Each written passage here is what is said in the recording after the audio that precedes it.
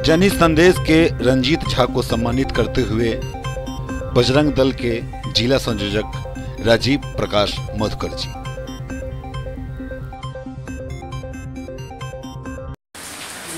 नमस्कार। जनहित संदेश के आज के इस अंक में हमारे साथ मौजूद हैं बजरंग दल के जिला संयोजक राजीव प्रकाश मधुकर। राजीव जी, सबसे पहले आपको मेरा नमस्कार और आपका स्वागत है जनहित एक्सप्रेस न्यूज में। आप हमारे दर्शकों को सबसे पहले ये बताइए कि ये जो कोविड-19 महामारी है और जिस तरीके से अभी पूरे भारतवर्ष में इसके मरीज की जनसंख्या लगातार बढ़ रही है, ऐसे स्थिति में हम लोगों का खुद की रक्षा कैसे करनी चाहिए? जैसा कि हम सभी को पता है कि इस कोरोना महामारी से पूरा विश्व में हताहत मचा हुआ है और यह जो महामारी है, इससे बचने के लिए हम लोग को स्वयं से ही प्रयास करना होगा। जैसा कि सोशल डिस्टेंस का मैनेज करना, सोशल डिस्टेंस बना के रखना, किसी भी गैर सामान को अनावश्यक छूना नहीं, अगर छुए तो उसे हाथ को अच्छे से धोए और पूरे दिन में जब भी बाहर घर से निकले तो मास्क लगाकर निकले और घर में आवे तो हाथ पैर अच्छे से धोकर ही घर में आवे और अनावश्यक कहीं पे भीड़ न लगावे, ज़्यादा समूह के लोगों के बीच में न रहे और न ज़्यादा समूह को बनने दे। और इससे बचने का एक और उपाय है, घरेलू उपाय, कि हम लोग अगर सुबह के समय उठते हैं तो गर्म पानी ज़रूर पीजिए। गर्म पानी पीने के बाद शरीर का जो है, पेट का जो है, गैस की जिनको प्रॉब्लम है वो दूर होती है। और ये बीमारी का सबसे बड़ा उपाय यही है कि गर्म पानी, गर्म दूध पीना आवश्यक है। अभी जैसा कि सभी लोग इस चीज़ को फॉलो कर रहे हैं, सभी लोग सोशल डिस्टेंस बनाकर चल रहे हैं, मास्क लगाकर चल रहे हैं, ये बहुत बड़ी उपलब्धियां हैं जो अपने बिहार में बहुत कम मात्रा में ऐसे केस पाए गए हैं। कहीं ना कहीं हम सभी लोगों का योगदान रहा, जो सरकार का दिया गया अध्यादेश को हम लोगों ने पालन किया। दूसरी बात है मधुकर जी, मैं आपसे ये भी जानना चाहूँगा और मेरे दर्शक भी ये जानना चाह रहे हैं कि जब से ये महामारी की शुरुआत हुई भारतवर्ष में, इसकी आगाह हुई, आगाज हुई, तब से लेकर और आज तक बजरंग दल के जो कार्यकर्ता थे, हम लोगों ने बराबर देखा मीडिया पर कि हर तरीके से जहाँ तक संभव हो सका लोगों तक पहुँचा और लोगों की समस्याओं को निदान करने का काम किया। इतनी बड़ी तैयारी, इतनी बड़ी योजनाएं पूर्व में तो नहीं की गई थी, इसको आप कैसे समावेश किए?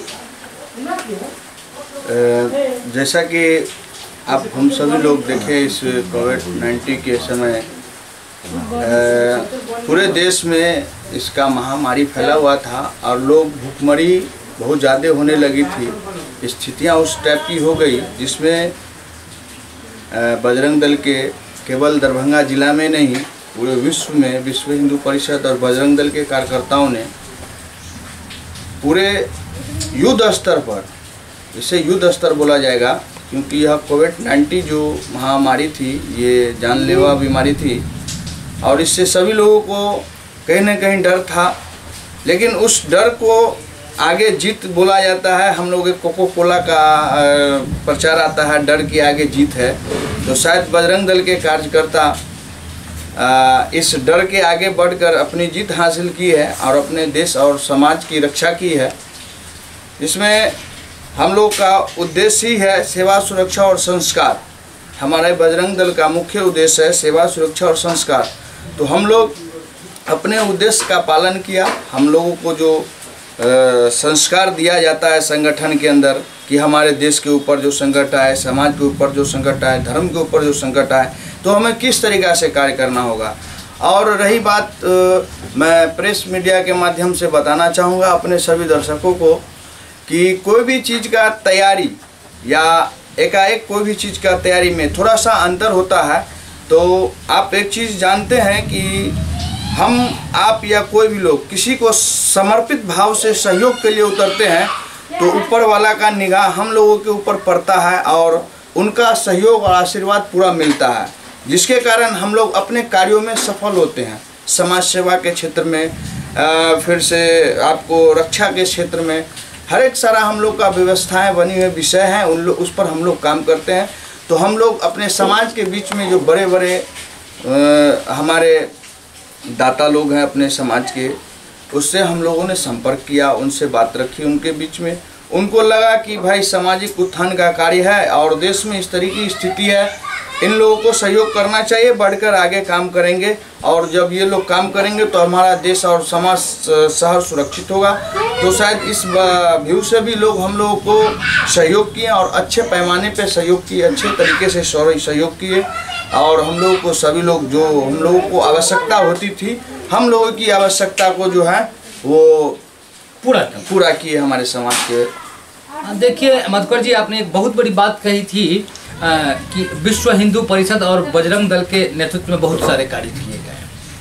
लेकिन जब हम इतिहास का अध्ययन करते हैं तो अक्सर हम ऐसा पाते हैं कि विश्व हिंदू परिषद और बजरंग दल आज़ादी के बाद से और आज़ादी के पूर्व में भी हिंदुस्तान के लिए अपना सर्वस्व निछावर कर दिया है। लेकिन एक निश्चित समय पर बजरंग दल हो या विश्व हिंदू परिषद हो, चाहे और भी जो संस्थाएं हैं जो राष्ट्रहित में काम करते हैं, उनके ऊपर किसी एक विशेष पार्टी के द्वारा बराबर लांछन लगाया जाता है। जब आप इतने उत्कृष्ट कार्य करते हैं समाज में और आपके ऊपर लांछन लगाया जाता है, उस समय आपकी मार्मिक स्थिति क्या होती है, ये भी जरा बयान करें। देखिए, सबसे पहले तो मैं बताना चाहूँगा अपने इस प्रेस के माध्यम से सभी बंधुओं को, दर्शकों को, कि हम लोगों का देश सोने की चिड़िया कहा जाता है और यह भारत वाकई में सोने की चिड़िया है। और सबसे बड़ी बात है हमारे देश की कि यह स्वतंत्र देश है। यहाँ हर एक समुदाय के लोगों का स्वागत होता है अपने देश के नागरिकों के द्वारा। लेकिन ये जो हम लोग सम्मान देते हैं लोगों को, लोगों का विश्वास हम लोग रखते हैं, ये लोग जो है हम लोगों के साथ विश्वासघात करता है। और हमारे जो सम्मान हम लोग देते हैं, हम लोगों ने कभी, हम लोग अपने वर्ग में जाते हैं तो हम लोगों को इतिहास की जानकारी होती है, वहाँ हर एक चीज़ बताया जाता है। पूर्व में जो मुस्लिम समाज, जो अभी मतलब मुस्लिम समाज है, वह कभी हिंदू समाज ही था। और यह प्रतीत भी हुआ है, ये सबूत के तौर पर भी है कि यह जो समाज है यह 14,000 साल पूर्व हिंदू ही समाज था, ये बना है उस समय। तो जब ये भारत देश के मतलब आए थे, यह भारत देश सोने की चिड़िया बोला गया। यहाँ मंदिरों और मठों की बौछार थी, बड़े बड़े मठ मंदिरें थे जिसे ध्वस्त कर दिया गया विधर्मियों के द्वारा। और वहाँ जो है अपने धर्म स्थल का निर्माण किया गया। उस समय जो लोग आते थे यहाँ, उनको हम लोगों के जो संत थे, महात्मा थे, उनको अपने भाईचारे की दर्जा दी जाती थी। ये बोला जाता है हिंदू सहोदरा पतितो भव। तो हम लोग जो भारत के जितने भी हिंदू समाज के लोग थे, बड़े बड़े संत, उस समय जो लोग आते थे तो हम लोग अपने मंदिरों में उनको रहने का, उनको अपने आत्म सुरक्षा से, आत्म व्यवस्था से, जो मतलब पूजा पाठ अर्चना जो भी उन लोगों का होता है वो हम लोगों के मंदिरों में किया करते थे। लेकिन उस समय के लोग, हम लोग हमारे धर्म के सम्मान में रहते थे। लेकिन अब जो है लोग जो है परिवर्तन के रूप में आ गए, बहकावे में आ गए। अभी लोग मतलब बदलाव कर रहे हैं कि मतलब जो है सो हमारा धर्म है, हमारे धर्म को मानो। इससे लव जिहादी कार्य कर रही है, धर्म परिवर्तन का कार्य हो रहा है, धर्मांतरण का कार्य हो रहा है। तो कहने का मतलब है कि हम लोगों का उद्देश्य ही है, हम लोग भारत के नागरिक हैं और सबसे पहले हम लोग सनातन धर्म से हैं। तो सनातन धर्म में सिखाया जाता है कि अपने धर्म जैसा दूसरे को धर्म को भी मानना चाहिए। तो ये हम लोग का परंपरा है कि हम लोग सभी धर्म के अनुयायियों का सम्मान करते हैं। और रही बात लांछन लगाने की, तो ये मैं बता दूं कि ये राजतंत्र है और लोकतंत्र है। यहाँ राजनेताओं की चलती है। अभी एक मिनट मधुकर जी, मैं बीच में काटना चाहूँगा। और एक सवाल जो आपने ही खड़ा कर दिए, आपने कहा ये लोकतंत्र है। वाकई भारत में लोकतंत्र है, सारी प्रक्रियाएं लोकतंत्र के माफिक होते हैं, लेकिन क्या आपको नहीं लगता कि लोकतंत्र के आड़ में राजतंत्र पल रहा है? मैं वही बताना चाह रहा था, ये देश में, अपने भारत देश में लोकतंत्र है अभी, और ये लोकतंत्र का गलत फायदा उठा रहे हैं राजतंत्र के लोग। जैसा कि हम लोग, लोकतंत्र का मतलब क्या हुआ कि लोगों की इच्छा के अनुसार जो वो निर्णायक बनाए, निर्णय दें लोग, उनके हिसाब से राजतंत्र चले। लेकिन ऐसा नहीं हो रहा है। ये पहले राजतंत्र के नेताओं के द्वारा प्रस्ताव पारित किया जाता है, उसके बाद लोकतंत्र के बीच में रखा जाता है। तो राजतंत्र ने प्रस्ताव पारित किया और लोकतंत्र, हम लोग जैसे लोग, हम लोग और सभी आप जनते लोग इसका पालन करते हैं। नहीं, हम प्रस्ताव की बात नहीं कर रहे हैं मधुकर जी। मेरा मानना यहाँ ये है कि पहले आज़ादी से पूर्व जब राजतंत्र थी तो राजा का पुत्र ही राजा होते। जी। वही सेम कंडीशन अभी लोकतंत्र में भी चल रहा है, जो नेता का पुत्र ही नेता हो रहे हैं। अगर हम अगर अभी हम भारत की राजनीतिक परिदृश्य देखें तो चाहे बिहार हो, उत्तर प्रदेश हो, जो भी राज्य हो भारतवर्ष के 29 राज्य में से, आज सांसद का बेटा सांसद बन रहे हैं, विधायक के पुत्र विधायक बन रहे हैं। कहीं ना कहीं ये जो अनुकंपा की नौकरी मान ली गई है इस विषय पर देखिए श्रीमान, मैं आपको बताना चाहता हूँ, ये जो आपने बोला विधायक का बेटा विधायक बनता है, सांसद के बेटा सांसद बनता है, तो कहीं ना कहीं ये हम लोगों की गलती है। हम लोग जो चुनाव में सहयोग के लिए उतरते हैं, हम लोगों के हाथ में, देखिए कुछ लोग क्या करते हैं कि चाटुकारिता का काम करते हैं। ये बंद करें। पहला काम, चाटुकारिता करने से समाज का निर्माण नहीं होगा, चाटुकारिता करने से देश का निर्माण नहीं होगा। और हम लोग अखंड भारत निर्माण का, सभी भारतवासी सोचते हैं मेरा भारत अखंड हो, ये संकल्प लेकर हम लोग चलते हैं। तो आप चाटुकारिता करेंगे तो क्या इससे हमारा जो है लोग अपना जो भारत अखंड हो जाएगा? आज कहीं ना कहीं भारत के अंदर जो घुसपैठिया या बाहर देश के जो आतंकवादी गतिविधि जो आ रही है हमारे देश के अंदर, तो कहीं ना कहीं हमारे देश के लोग उसके साथ जुड़े हुए हैं। तो हम लोग चाटुकारिता बंद करें और हम में जो शक्ति है, हमारे लोकतंत्र की जो शक्ति है, उसको दिखाएं। ये जरूरी नहीं कि सांसद के बेटा सांसद बने, विधायक का बेटा विधायक बने।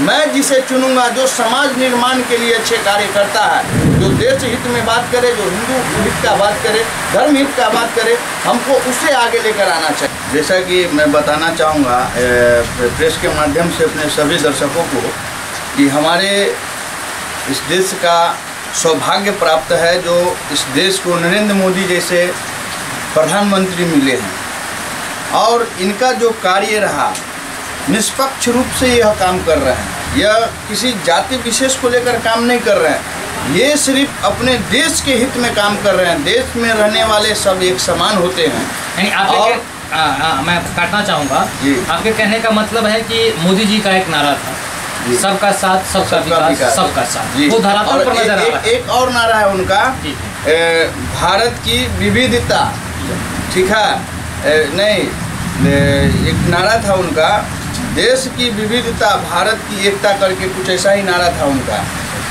मतलब कि उनका कहने का मतलब ये होता है अभिप्राय, अभी भारत में जो भी धर्म के लोग हैं वो आज तक जो भी कार्य किए हैं वो देश के हित में कार्य किए हैं, किसी समाज के हित में कार्य नहीं किए।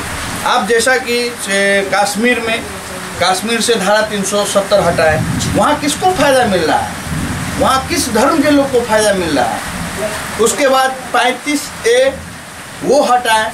ये जो एक्ट थी वहाँ इतनी बड़ी गंदी एक्ट थी जिसका कल्पना नहीं कर सकते हैं। और आज वह कश्मीर में इस तरीके की व्यवस्था, शिक्षा वो जो है विस्तार हो रही है, वहाँ शिक्षा नहीं होने दे रहा था वहाँ के नेता के द्वारा।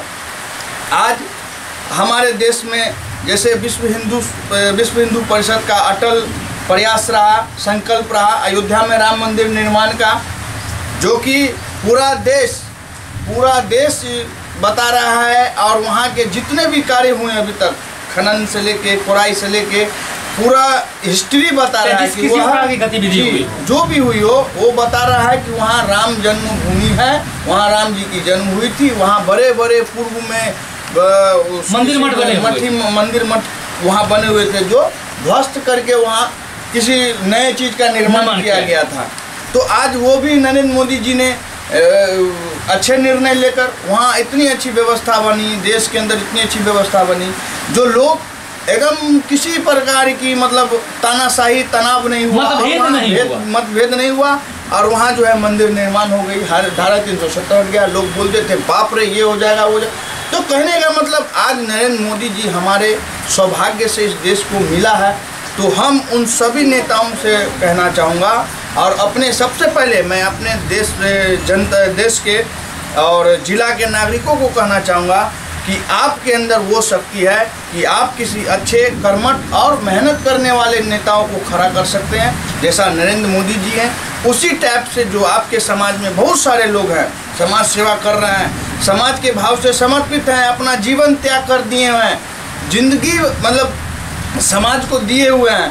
तो हम लोग इस टाइप के लोगों को खोजें और उसको हम लोग अपने हिसाब से समाज में उसका उत्थान करें, उनको आगे बढ़ावे, तभी हमारा देश और हमारा समाज, हमारा जिला प्रगतिशील होगा और मजबूत होगा।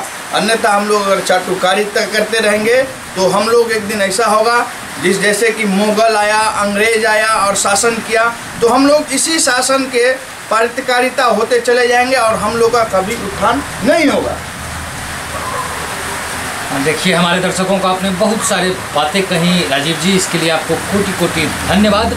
दर्शकों, जैसा कि आप लोगों ने देखा और सुना कि बजरंग दल के जो कार्यकर्ता हैं, जो पदाधिकारी हैं, किस तरीके से समाज को एक सूत्र में बांधने का काम करते हैं, समाज के हर सुख और दुख को भी बांटने का काम करते हैं, जिसमें जिला संयोजक राजीव प्रकाश मधुकर के द्वारा बहुत ही अच्छा नेतृत्व का मुआयना किया जा रहा है। फिर जनहित संदेश के अगले कड़ी में हम ऐसे ही शख्स के बारे में कुछ और बातें करेंगे, लेकिन तब तक के लिए आज हम इस कार्यक्रम को यहाँ विराम देते हैं। राजीव जी, आपने जनहित एक्सप्रेस न्यूज को समय दिया, इसके लिए आपको कोटि कोटि धन्यवाद।